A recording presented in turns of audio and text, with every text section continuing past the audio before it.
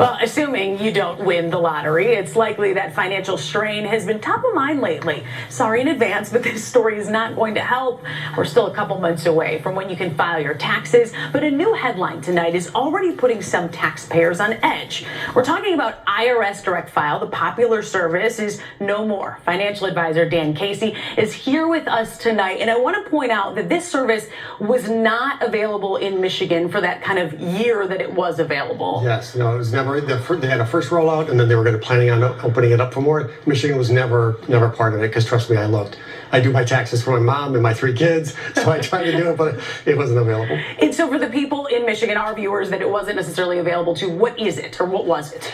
So it was the ability to file your federal taxes completely free.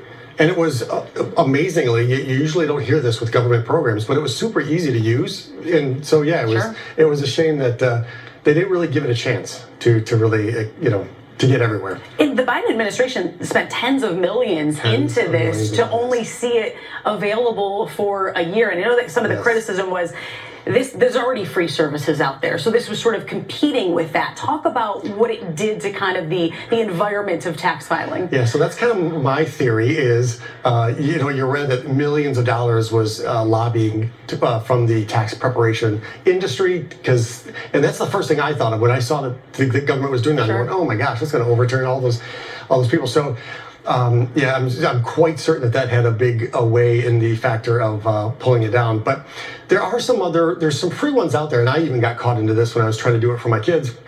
The federal was free, so I started doing it, and then you get to the state, and they're like, oh, well, now there's a fee for the state. Interesting. Yes. And then there's one that it is both free, but then if you read the fine print, you're allowing them to sell your information to marketers. So do you have any idea where that goes, where that information goes? No, you never know. And once Which it's out is concerning. there, yes, right. So you just got to read the fine print. If it's free. It's never free, right? Okay. So, read the fine print. And so I did a little digging. People spend about $140 to prep on average, to prep and then file your taxes. Would you say it's worth that $140? And right now, that's not necessarily easy to come by for a lot of people. But do you think there's a benefit to spending the cash? No, I mean, other than just, I guess, doing it yourself and knowing the numbers and things, but it seems pretty pricey, and it also takes 6 to 7 hours on average to do it.